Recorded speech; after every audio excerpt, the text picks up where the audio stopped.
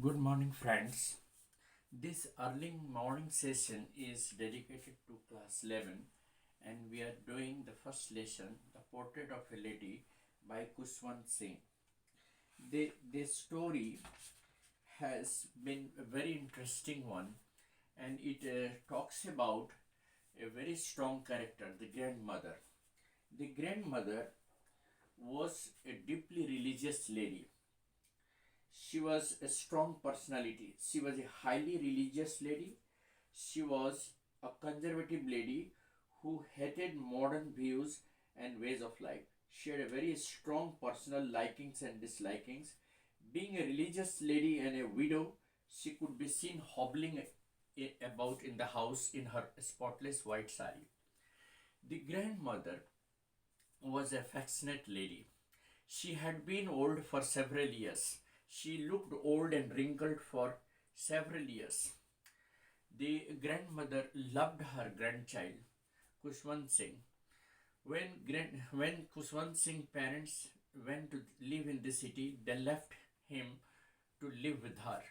She woke him up early in the morning every day and got him ready for the school. She, fed him with the thick stale chapatis, and she put some butter and sugar on it.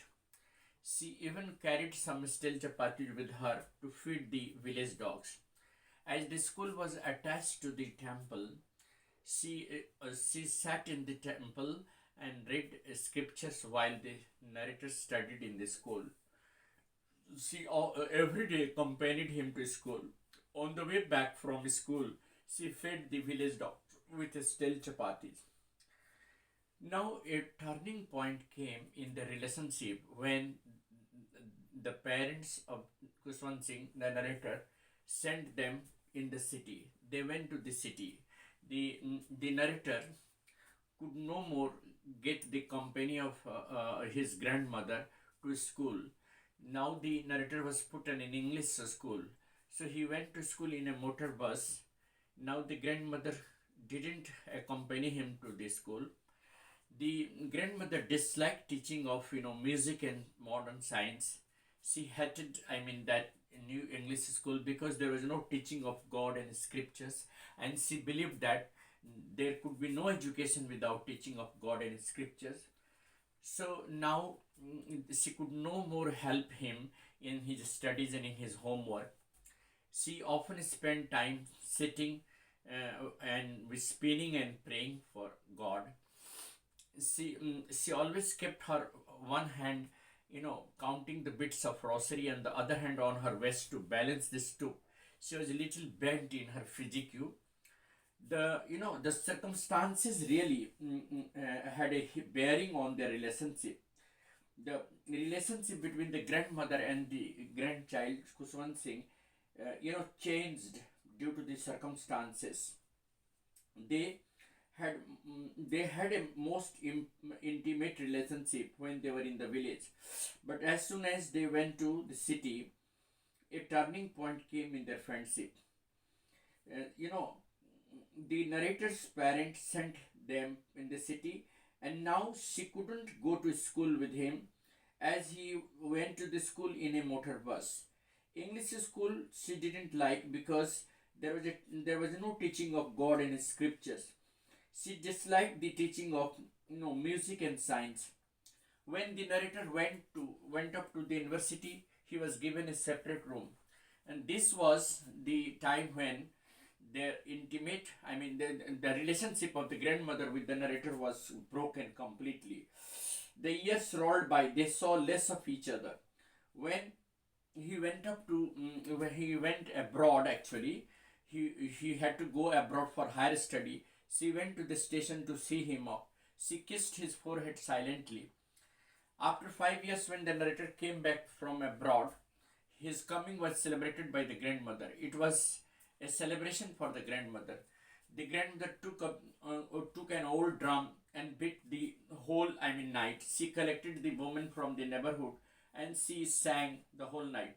She overtired her and fell sick, and the next morning in the afternoon she died. The sparrows got collected there. They sat all around her dead body. They were silent, they didn't chirp that time. They mourned the death of the grandmother. Even when the narrator's mother threw some crumbs of, bread around them, they didn't notice it.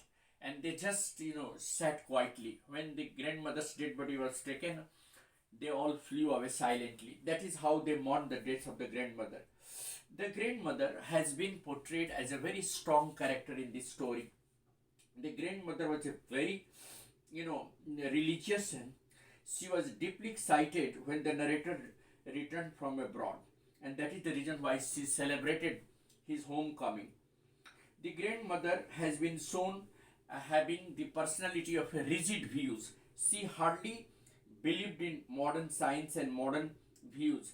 She liked the village school because it was attached to the temple, and she got the chance to read scriptures and religious books. She had a dislike for music also. She didn't like the teaching of music and science at the new school in the city, and that is the reason why she didn't even help the narrator in his work, in his homework. She was not happy at all with that English school. She believed that no education could be without the teaching of God. So it was quite difficult to show complete agreement with her views because she was little bit conservative, but she was a strong and determined character. She led her own kind of life. She never compromised with her principle. She loved the narrator deeply, but never tried to, try to try to be sentimental. Thus, in this story, the narrator Khushwant Singh has portrayed the grandmother as a lady of a strong personality, a strong character. She was just like a landscape in the winter. She looked quite, uh, you know, she looked quite like a landscape in the winter in her white, spotless white sari. She often spent her time praying to God. Her other hand always remained busy counting the bits of rosary. And just because of the, she dressed herself in the white, so she looked more like a landscape in the mountain. She breathed peace and contentment. She was a lady of peace and contentment. So that is how Khushwant Singh has portrayed the character, a strong personality, the grandmother, who can be, admired for all her strong personality. Her relations with the narrator has always been very intimate throughout when she was in the village.